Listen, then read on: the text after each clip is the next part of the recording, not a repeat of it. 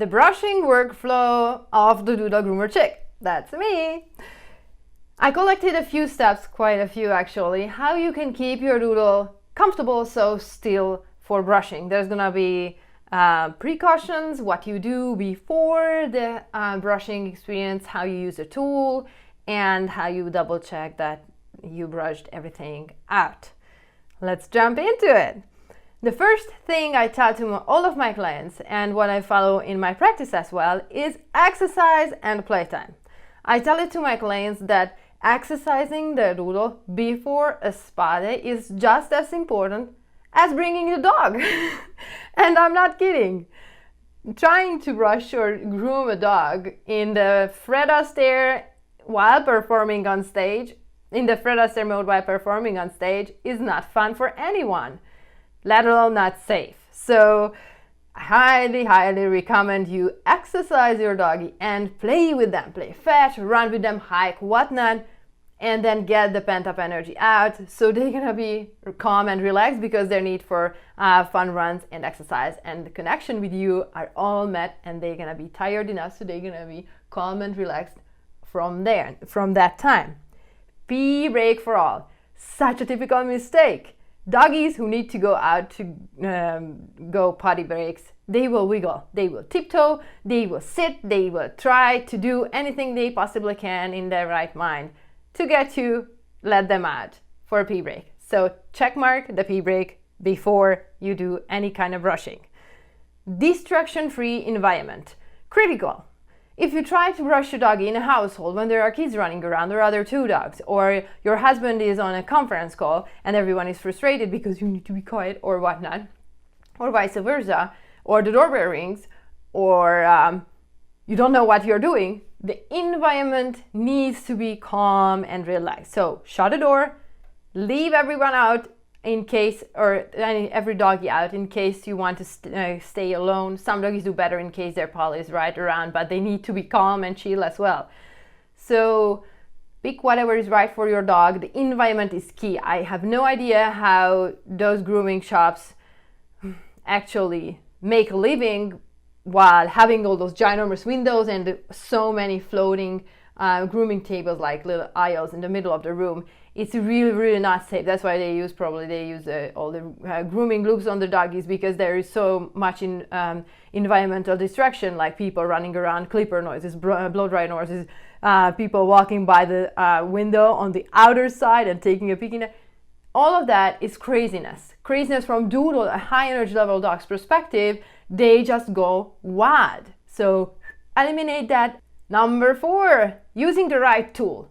Critical, essential part of the whole thing. If you are using a dense brush, your doggy will not like you for that. Even if it's the Coral Big G from Chris Christensen.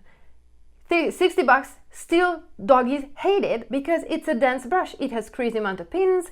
It's not gonna work that well because the more pins, the more it's gonna get stuck in the coat, even with less mats around, and the more your doggy will wiggle. So I have a separate section about why I use the tool I use and why I recommend you to get something similar or exactly that one. So I'm not gonna get any deeper into that. Using the right tool is critical. And the 5th section, Doodle mat map. Before you would grab the brush, I highly recommend you to grab the blow dryer. Why? Because that will give you an insanely awesome view about your doggy's hair situation. In case you use the blow dryer on the doggy's body, from the back of the ear up until the tail, anywhere in between, except for the privates, then you're gonna be able to see right to the skin, and you're gonna be able to even make a map, which by the way you can download if you make an account, and if you just go to my website, either way, and that's easier for you to remember. And you're gonna be able to see what's going on, and you're gonna be able to better understand the situation about the mats. So we either use a small blow dryer or a high velocity blow dryer for small doggies, puppies, and the doggies with less hair, the small blow dryer will totally work. As long as you can see up to the skin on your doggy, you're gonna be fine with the small one. In case you can't, then you need a high velocity blow dryer. Always start from the low and go up until you can see the skin and your doggy cooperates. So you're gonna be able to see directly to the skin. That's the main thing, to make sure that you find everything up until the skin, because anything left in close by to the skin will result in short shaves. Using the brush. Whenever we are trying to find tangles and mats, the brush is your second go-to tool to do so. Now, what does it do when it runs through or gets into a mat? It's gonna do two things. It's gonna give you a specific sound, and it's gonna give a specific sensation for the dog and for you. Let's talk about the sound first. I have doggy hair all over, though I'm not grooming doggies for ages right now because of the COVID-19, but still doggy hair. Wonderful. So the sensation, what you are looking for when the brush gets stuck in a tangle or mat.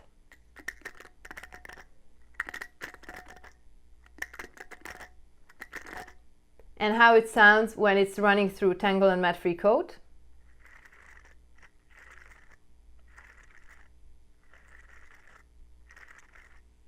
I think you can notice the difference. So even if you are visually impaired and brushing your doggy, you still can do it even without the blow dryer, because the brush will tell you where there are tangles and mats, and you can focus on those areas where it gets stuck a little bit more. The second part is the sensation. The thing what the brush does when it gets stuck in a mat, that it's gonna pull on the skin after the pins are not able to further bend out of the way of the mat.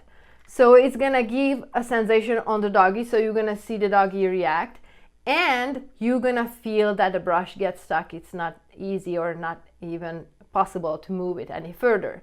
So instead of you digging deeper in there and pulling even more, you need to analyze the situation, what's going on. The third tool to find tangles and mats is the comb. Whenever we are using a comb, then we need to be super careful, because with the brush the pins move. With the comb the pins won't move. So any kind of sensation, the slightest, teeniest, tiniest, will end up on the doggy's skin. So whenever you are combing the dog, you really need to be super slow. And to be able to find everything, you need to be able to keep the pins by the skin. Critical, because in case you are floating the comb away from the skin, the area between the tip of the comb and the skin will be unchecked.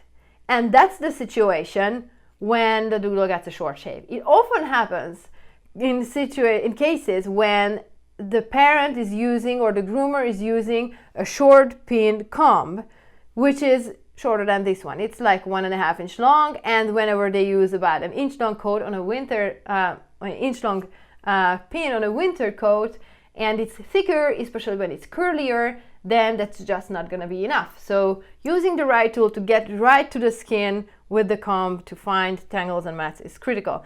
This would be my third go-to. So it's not like you can use only a comb, because that's not gonna be the most gentle way to go. You need to go with the blow dryer, then the brush, and then the comb. And there's one more thing I wanted to mention, because so many parents use this one, and I'm so sad, because using your fingers to find mats on your doggy will give you the results at the time when it's already kind of too late. Your untrained fingers, unless you are a groomer, will not find tangles and mats that successfully, and you're gonna notice only the ones, or even just huge ones, which already developed and joined together, so they are a patch of mat on the doggy in different areas. That is just not gonna be enough. You can find stuff. I can find mats with my fingers, but they get so big by the time I'm able to notice it, that it's just gonna be not as through as if you were doing with the blow dryer and the brush. Awesome. So the next part, the sixth part of this, mat analysis. Critical part again, because most of the parents think that, okay, my doggy needs a brushing, I have a brush, and I'm going to brush until the doggy is absolutely tangled and mat free, period. And that's not how it works, because there are different stages of mats. It can be, let me take a look here. We need to talk about how tight they are. So whether they come apart when you pull them with your finger, can you work them out that way? On this one, it won't work. Oh, on this one it worked. Haha, you see. So this is going to be the same thing on your doggy. It can come apart. Now be very gentle, because in case I'm pulling on this one big time and it comes apart and my fingers like go apart, then here it's not a big deal. But in case there is a dog on the other end of the hair bunch, then the skin will be extremely painful because we tugged too big. So go teeny tiny, and in case it's not coming apart easily, then it needs a different tool than the brush. Awesome. It also tells us that the dog needs to be brushed a little bit more frequently and in more detail. How large the mat is.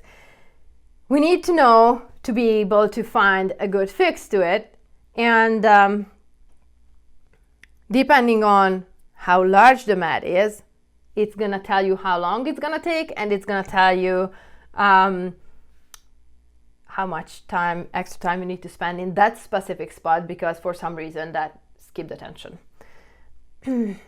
How far are they from the skin? Very, very important part, because in case we can get a comfort grip, let's say the blue rubber band is the skin, or better yet, my finger there is the skin. Let's say there is a mat here on the doggy's coat. Then we have a nice comfort grip around the hair, so we can go ahead and get a grip by the base of the mat, blocking any sensation towards the skin, and then brush or cut out whatever, depending on how tight the mat is here, whatever we need to do to make sure that the tangle and mat is gone. So this comfort grip, this space for comfort grip, will be tremendously helpful for you to keep the doggy comfortable and also safe whenever you are using a tool like a pair of shears to trim a tight, stubborn mat out. What it also does, it tells you how much hair the doggy will have left on the body after removing the mat. Cool. Location on the body. Now, as you can imagine, and it's the same situation with you two as well, and me as well, that the doggies have more sensitive and less sensitive spots on the body, which will tell you how much they will tolerate or how much training and desensitization they're going to need on those spots. But it definitely will be an aid or deal breaker for you to help the doggy get rid of the tangles and mats in specific areas. Now, which areas I'm talking about? Oftentimes the butt area here, the inner thighs, and the whole head pretty much, and the feet area are considered as more sensitive. The doggies are more cautious about when you work on those spots. Great. Action plan. Let me talk about some ways to deal with mats in different situations. We're going to talk about two aspects, two variabilities from mats and the comfort grip perspective. We're going to talk about loose mats when the hair comes apart when you pull it, and tight mats when they, this is a loose one as well, and tight ones which won't come apart. So keep those two in mind, and we're going to talk about situations when we have a comfort grip, space for a comfort grip, or when we don't and the mat is right by the skin. Now, regardless how well brushed the rest of the body is, that tight skin will tell you whether the doggy tight mat or loose mat will tell you whether the doggy will be brushable or not. So let's see all the varieties combined with these two cases. what happens when we meet with a bunch of loose mat and there is a comfort grip? So there is a loose mat on this bunch of hair here, and we have room for the comfort grip. So we get a grip by the base of the mat and we can brush the area out and we block the sensation towards the doggy, and it's easy peasy. It's fast. The doggy won't even notice that you're working on him or her. You always need to hold, and if you can, to grab that hold, say a safety grip hold, before the skin and between the skin and the mat, so your doggy will be comfortable. All hair is going to be saved. What's the case when we meet with a loose mat and no comfort grip? Since it's a loose mat, but it's close to the skin, with the right type of tool, which has a good little cushion in the middle, so you're gonna be able to keep the skin absolutely safe, you're gonna be able to work around that mat and open it up because it's loose, even without a safety or comfort grip. And your doggy will most likely tolerate it. And all the hair length will be saved in this situation as well. Now here come the tricky spots, when the tricky situations where the mat is tight. So when you pull it, it won't come apart. And in these cases, brushing won't be enough. And this is the exact spot where I want you to understand that your doggy is not stubborn. They don't want to screw with you. They are reacting to these tight mats hiding in the coat. Now notice how easy it is to see through this coat while with a different background. On your doggy, chances are the background is going to be the same color, bunch of more hair around. So you really need to keep an eye out for tangles and mats, and answer your doggy's calls, their reaction to your behavior whenever you find or your tool hits a mat there. They are not trying to be bad dogs. You're not necessarily using the wrong tools, but you really need to use it in a way that is going to help you and your doggy to stay comfortable and cooperative. Now, am I talking about? We find tight mats and there is a comfort grip. Relief, because when there is a mat away from the skin, somewhere here, and you can get a grip between the mat and the skin, even if it's a tight one, you can try to work on it by cutting into it or using the dematting rigs. I don't really like those, but cutting leaves a much more clean cut edge and end on the hair, so it's going to be less likely to mat up again. So you really want to, if you really want to work on that area, you can cut in the mat and brush it and cut it again in case you really want to keep the hair and try to open the tight mat up. And in case the mat is absolutely tight, you won't be able to work it out, then you just snip the area off safely, because the shear is meeting your skin only and it's nowhere close to your doggy's. It's a typical situation on the doggy's tail and sometimes on the ears as well, but more likely on the tail when there is really long coat and the doggy is chewing on a tail or whatnot, or the tail does not get brushed as it should. So we just trim that hair out. Now there are situations when this specific case, when there are many tight mats on all around the doggy or on a bigger spot or area on the dog that needs crazy amount of time to be removed. Now that's the case when I like to suggest, this is the doggy's skin, this is the mat area here, where I like to suggest to parents to do a shorter trim and leave this much hair around. I'm happy to find a blade that will fit through the mat and the skin, and then leaving enough room on your doggy, and so you're gonna be able to see a doggy with more fluffy coat. Oftentimes the room on the doggy's skin, between the skin and the mat on the doggy's body, is not as much as it were on the tail, for example. So on the body, you're most likely gonna see shorter comfort grips. So the haircut itself is gonna be shorter as well. And That's the case when I try to find and pick the blade number that will go through, and so you're gonna end up with an even trim, because in case the doggy has really tight mats here and the rest of the body is absolutely brushed out, or the doggy has really tight mats around the harness area but the rest of the body is brushed out, it's gonna look a pretty uneven trim. So that's another thing to consider. What's the case when we meet tight mats very close to the skin? That's the case, the sad case, when the doggy needs to get a short shave.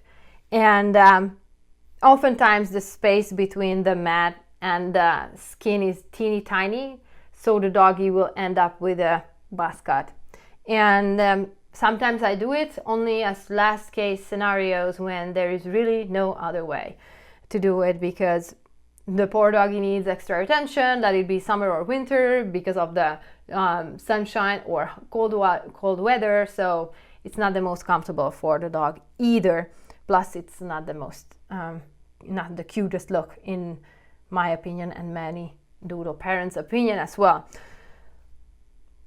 Tiny notes for removing tangles. The tighter the mat, the more time it takes to loosen up. So because of that, you need your doggy to cooperate. In case your doggy does not cooperate that well, even after you took those precautions, I would opt for a faster way to deal with it, like a clipper cut, and then I would practice with the dog to desensitize the dog to brushing with the previously mentioned steps, so he's or she's gonna experience the brushing in a new, comfortable way, so they can understand that it's not the same as before, and they can be calm and relaxed, and they will be. In case you need to work on the doggy's full body, then you probably need to split it up, because especially if you're doing a whole doodle trim at home. Prepping the coat takes a long time, especially if there are mats present. So you really want to make sure that you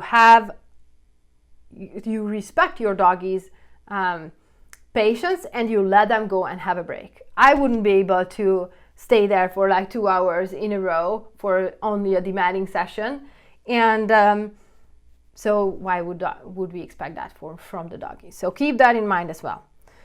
8th part, direction to brush on the hair length. Why is that important? We need to work with less hair at a time. That's gonna be the least amount of sensation on your doggy's skin.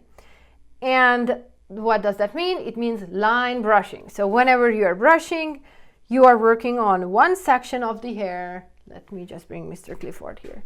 You're working on one section of the hair in sort of a line, and then once that area is brushed out, then you move a little bit further, kind of feed new hair for the brush, and then you work on that spot as well.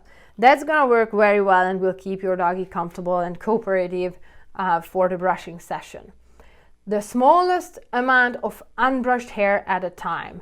That's another part of line brushing, what I talked about, that it's not only the feeding the brush, but also we work from the tip of the hair towards the base of the hair. It's going to be easier to see on this sample. We're going to work not only in line brushing method, layer, perspective, dimension, whatever you please, but we also need to work from the tip of the hair towards the skin.